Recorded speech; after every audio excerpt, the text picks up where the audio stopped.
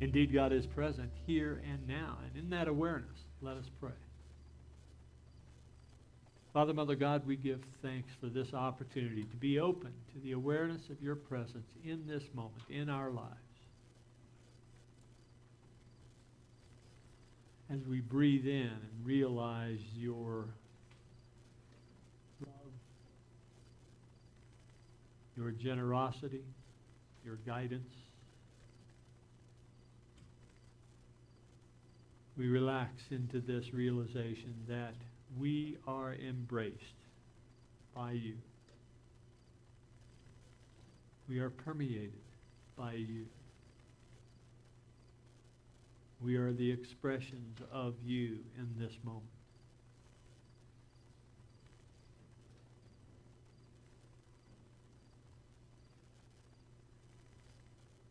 And in that awareness, accepting that responsibility, we give thanks. So it is that together we say Amen. Well, it's been an interesting several months.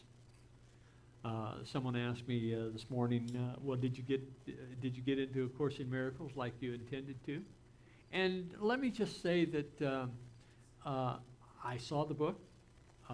It was right there on my shelf, and I even have it on my phone. And the answer is no. I did not get into it the way I anticipated I would. Did I get anything productive done? Well, a few things, but not so much as I could make an announcement about all of the wonderful things that happened. But in my absence, we had a crew of people step forward and take on responsibilities for continuing this ministry, and I so much appreciate it. One of the difficulties that a speaker, a minister, a community leader has in offering thanks for all of the contributions made by people in the community is that there is a question of perception. That is, did I see everything that went on? No, I didn't see everything that went on. I know that the ministry continued, and thank you for all of you for your support of the ministry. Joe and Doris were busy on the outside, keeping the outside looking good. Laura was cleaning up the place. We had Kay and Ginger carrying on the platform duties on a weekly basis.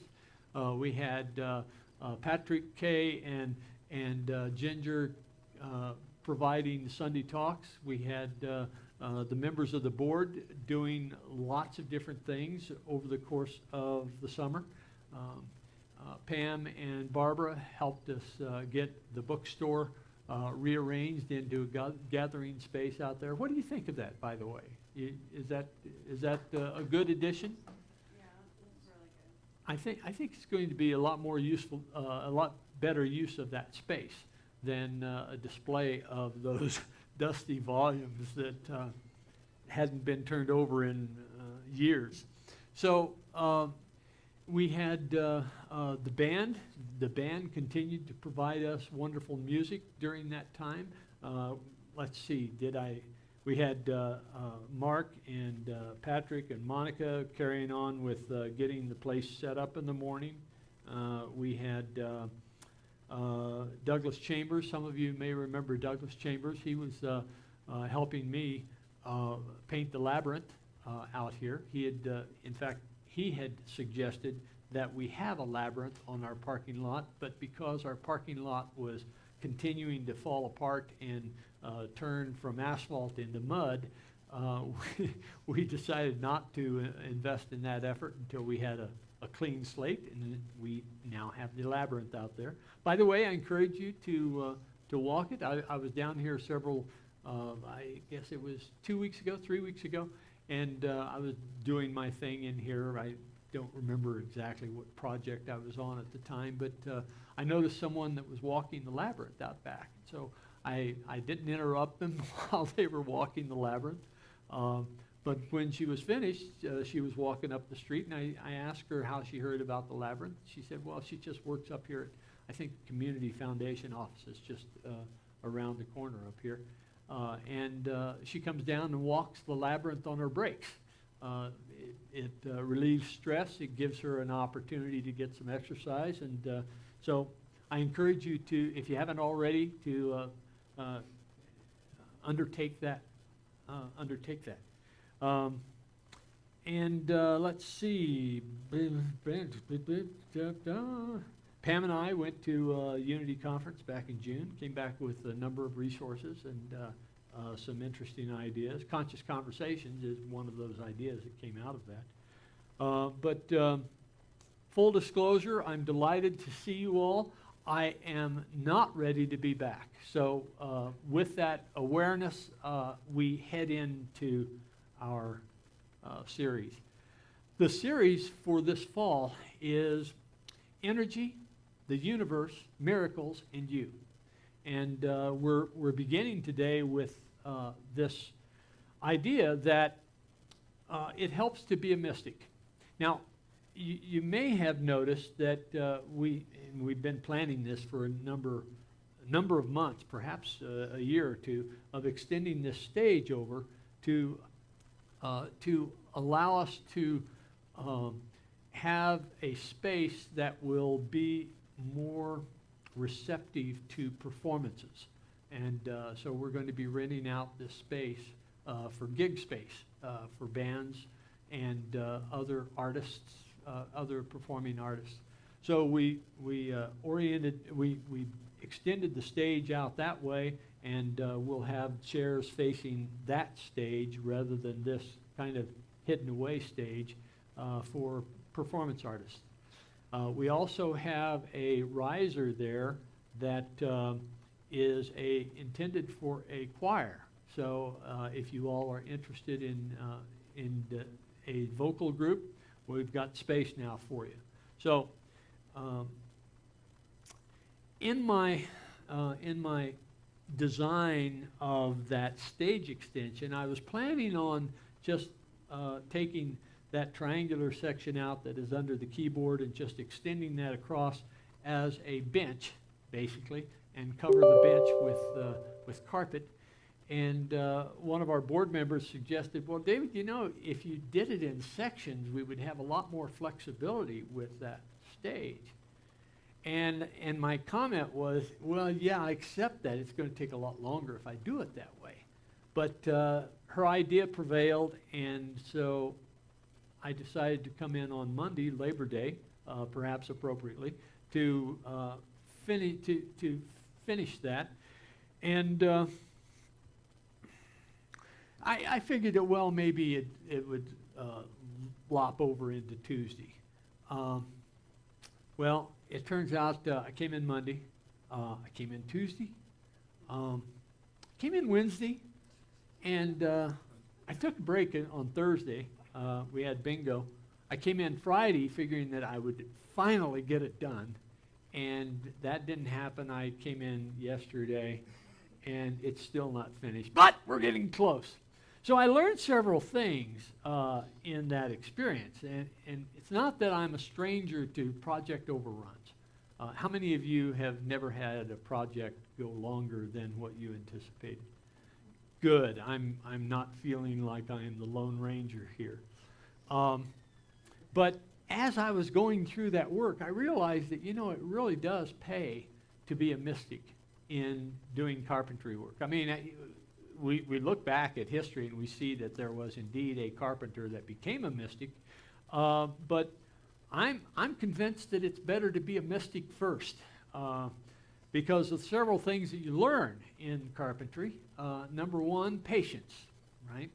I thought it would be done maybe Tuesday morning, but patience was important in my work. You know, you've heard this carpenter's aphorism that you measure twice and cut once.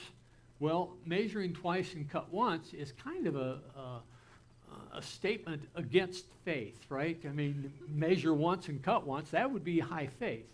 But I'm reminded of the adage out of the Islamic tradition that trust God but tie up your camel. That's kind of like measure twice and cut once.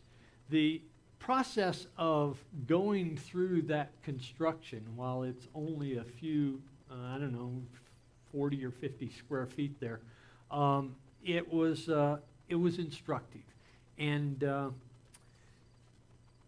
it turns out that being a mystic is useful in virtually everything we do. We think about mysticism, we think about mystics as being someone that is cloistered in a monastery, that is immersed in prayer 18/7, the other 6 hours being for sleep and whatever else you need to do.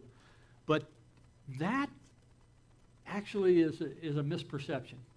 Mysticism is about the bringing into one's awareness on a minute-by-minute basis the presence of God.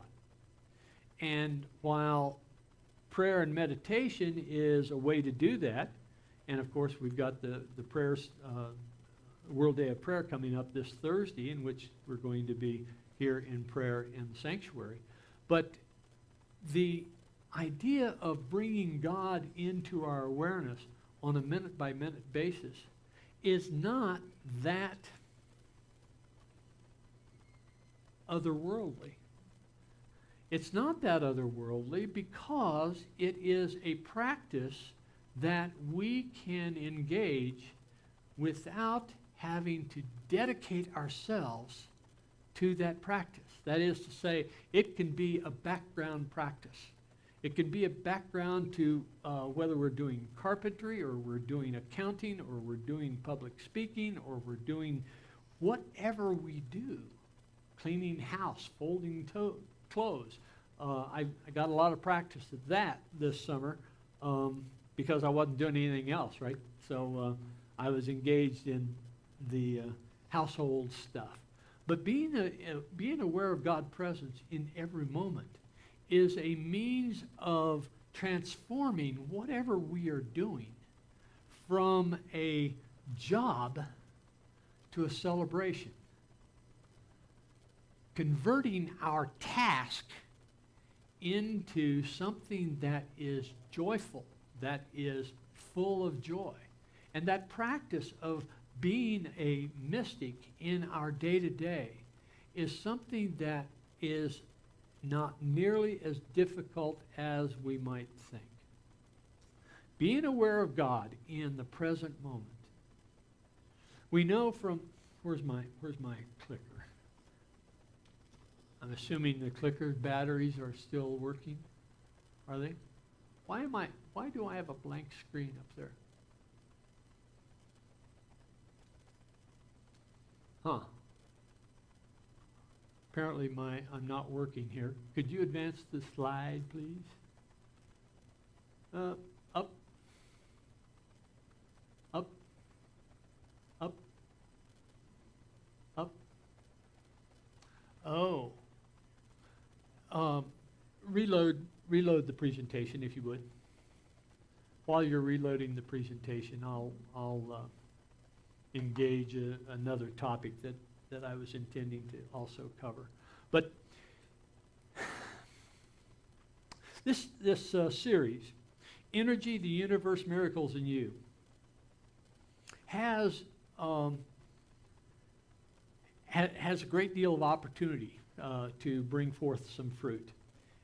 And one of the things that we can consider in this phrase, energy, the universe, miracles in you, is that there is no separation between those. Those are categories, those are boundaries that we have defined so that we can converse about those topics, but we are in an integrated experience.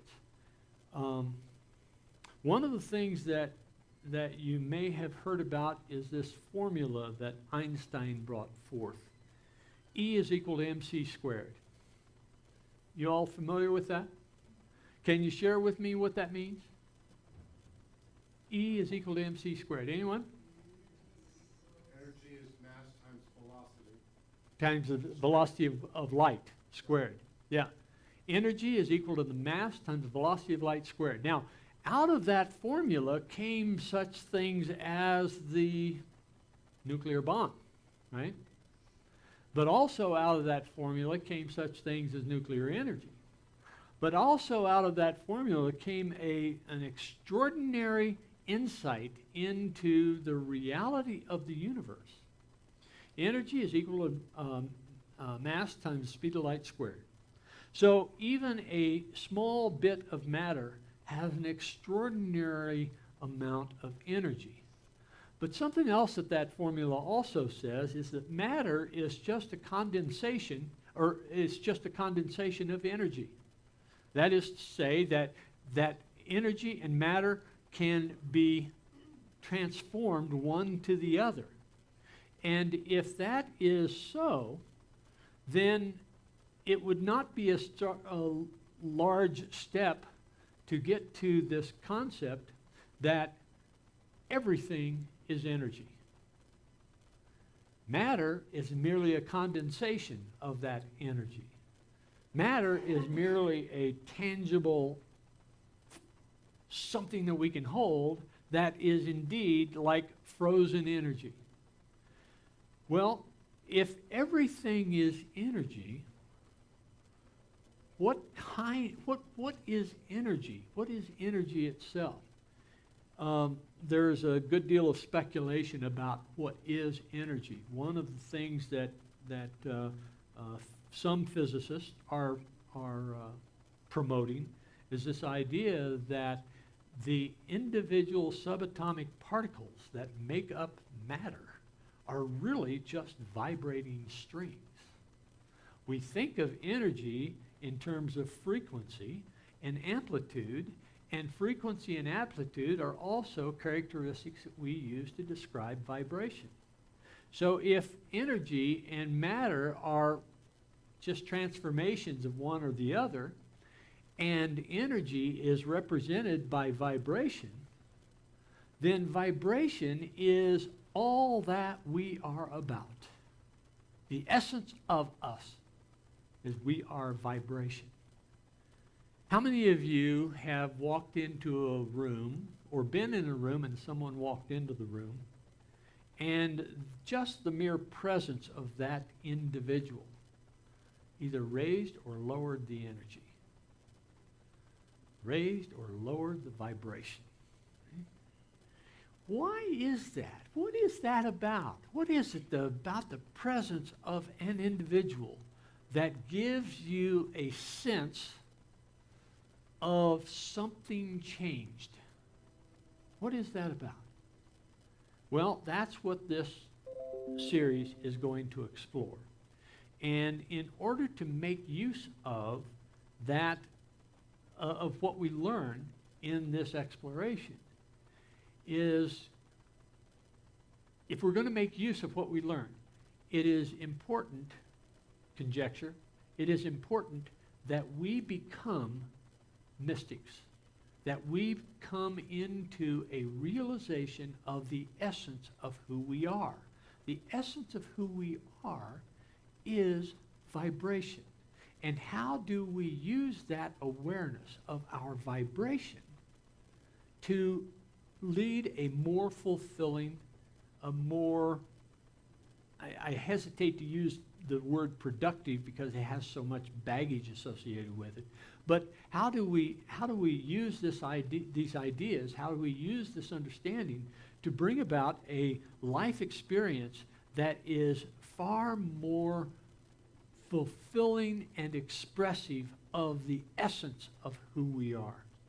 There is a, there's that, okay. Back then to this idea of mysticism. Mysticism is the realization, down two, please. And next one. Mysticism is the realization of love. Oh, bring me down one more. Down one more. Mysticism is the realization of God presence. And in 1 John chapter 4, verses 7 and 8. Beloved, let us love one another, for love is from God. And whoever loves has been born of God and knows God. Anyone who does not love does not know God, because God is love. Now, there is one tricky word in that phrase, in that passage. What's that tricky word? Love. Because we have so many different definitions that we apply to this word love. We talk about loving the day. Well, this is just a lovely day, right? We love another person. Yes, we love another person as long as that person is loving us, or as long as that person is behaving in a loving way, or as long as that person has fulfilled the expectations that we hold of that person. So we love another person. And we love our dog, we love our life, and so all of these uses of love that we generally apply are conditional. It's conditional love. Because the lovely day disappears when someone rammed into our car, right? The lovely person disappears when that person says, I've had enough, I'm out of here. We have this condition that we normally place on love. So when we read a passage like this, we can get confused, easily get confused about what they're talking about. God is love? Well, when that person walked out with their single digit extended from their fist in our face,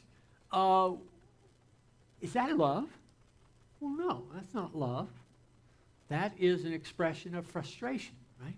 That's an expression of anger, which is also another word for the expression of fear. And as A Course in Miracles teaches us, love and fear cannot co-reside in consciousness at the same time. So when we use this conditional love as a means of definition of God, then we are on very shaky ground. We need to be able to transform that word and realize that that word love is about unconditional love. It's unconditional love. And if I were an editor of the Bible, which I am not, but I could be, I could put up there in my preparation of the slide, I could say, God is unconditional love. And that would be an accurate statement. God is unconditional love. So unconditional love, now that's a horse of a different color, right? Unconditional love is one that arises not because of some fulfilled expectation, but rather it arises because we have chosen to be in the awareness of that unconditional love. I am blessed, as you know, I am blessed with 3 grandkids, and I have 1 daughter and 3 grandkids. I've had the opportunity to experience that unconditional love from 4 different people. Now, I will not say that the unconditional love that I've ever experienced unconditional love from Linda, because that is a relationship that is founded on condition, right? We get angry at each other, we make up. We get angry at each other, we make up. We go about our day and we have wonderful experiences and we love each other. Yes, we do. We love each other. But there are times. Oh, God, there are times. Linda, are you watching this now? So we have this idea that love is as we experience it one to another. I would suggest that if you have the opportunity to hold a 6-month-old or a 2-year-old or a 5-year-old and in that space of unconditional love, you will know unconditional love. You'll Mackenzie, when I when I come in the door, Mackenzie this glow will come over her face. And it's not that I'm special, but it is because this is my experience, right? I share it with you. That when I come in the door and this glow comes over Mackenzie's face, Mackenzie is 2 years and 3 months old, she is the epitome of unconditional love, because she wants a hug and she wants a kiss. She'll do that. She will do a kiss. So I have this opportunity to dance with Mackenzie, as I had the opportunity to dance with Alexandria, but she was not too much into dancing, as I had the opportunity to dance with Troy.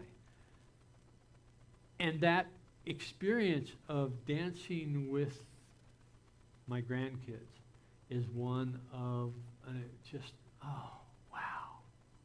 And it's interesting that the feeling of, oh, wow, is something that we can remember, we can recall, and we can bring forth that feeling of unconditional love. And that feeling of unconditional love brings us into the present moment. I mean, talk about being present. You are not present. You cannot be not present and experience unconditional love. You have to be present to experience unconditional love. So being in the awareness of unconditional love is the way to be aware of God's presence and recalling those experiences of unconditional love. I've referred to those experiences of unconditional love as a touchstone. Being in the awareness of unconditional love and having that as a touchstone allows us to come into the moment, regardless of what is going on in the moment, and remembering that touchstone, reaching out and feeling that unconditional love. And that is a practice that is something that we all can do. And if we choose to do that, in that moment when we're experiencing that unconditional love, we are a mystic. In that moment of experiencing unconditional love, we are practicing mysticism. We are bringing forth God into this moment. And that practice, bringing forth God into this moment, is a way to transform our moment.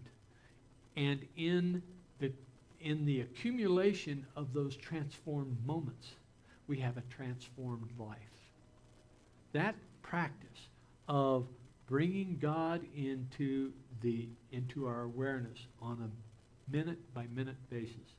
We can do that regardless of whether we're adding up a column of numbers, regardless of whether we're posting a data transaction, regardless of whether we're screwing in a screw, or we are driving the car, or we are fixing dinner, or we're folding towels,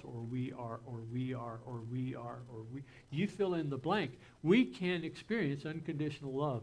Remembering that touchstone, bringing that touchstone, that experience into our awareness right now, and that is in that moment a transformation. It is in that moment a mystical experience, because love in its unconditional form is the expression of God.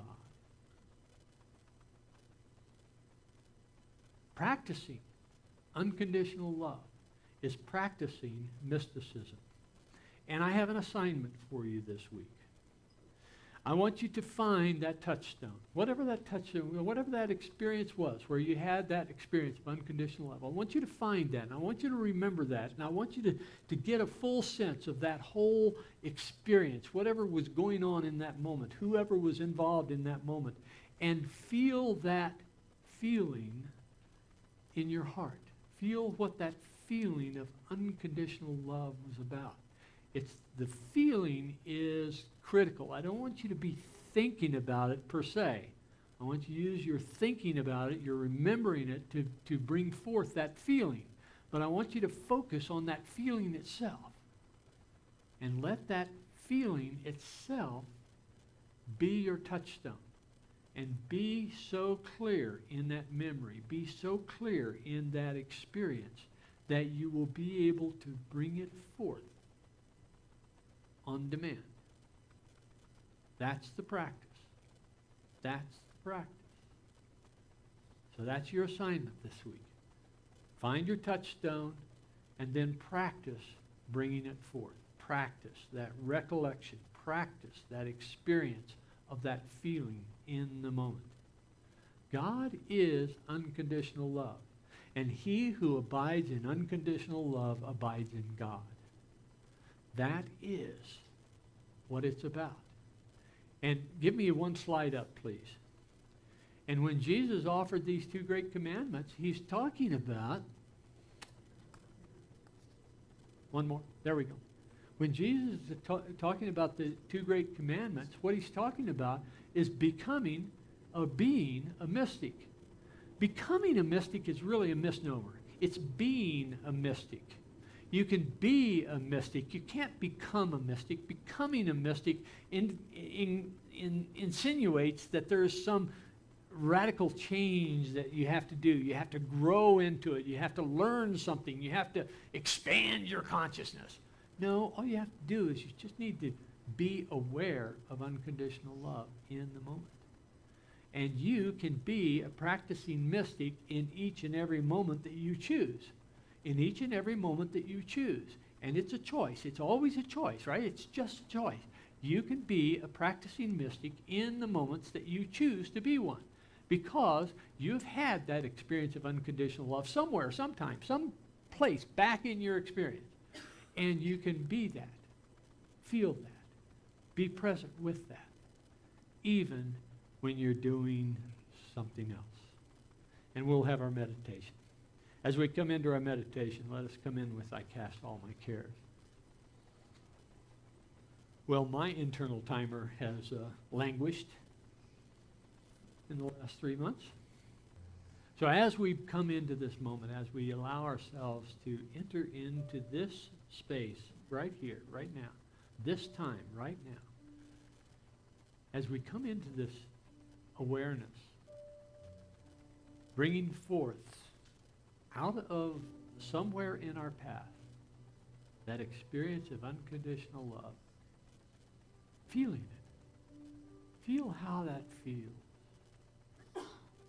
Perhaps someone or something stimulated that. We can think about that. We can feel that.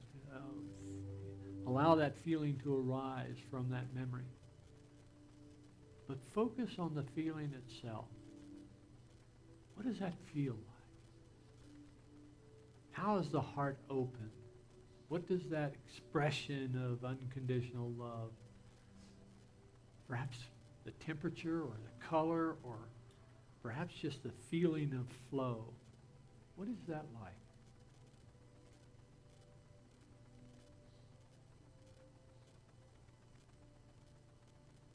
And as we come into that awareness, as we come into that realization of that experience,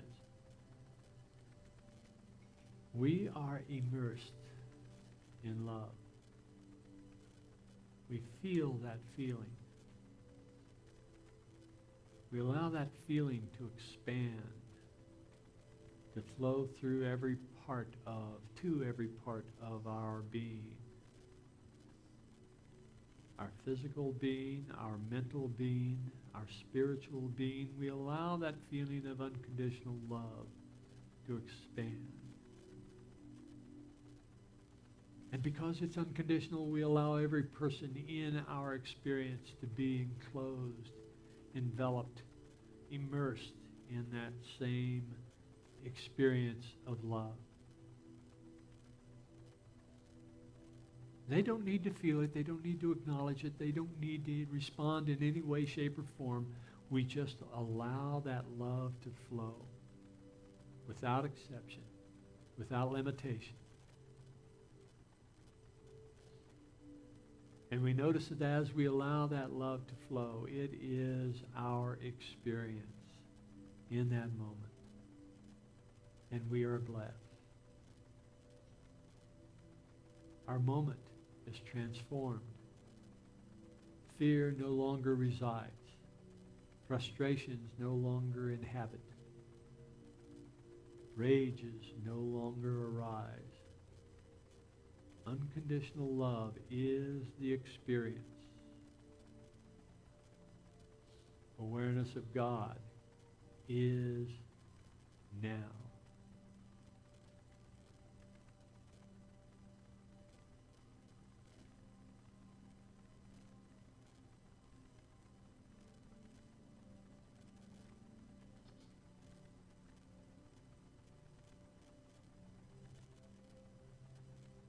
Being a practicing mystic is about recalling the experience,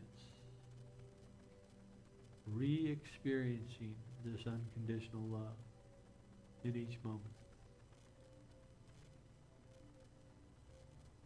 Feeling the fullness, feeling the richness,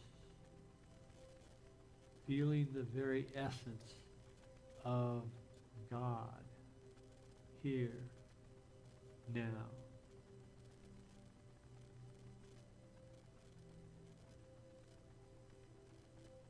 And we are blessed. And in this awareness, let us come back to this time and space, sharing the words of Alleluia.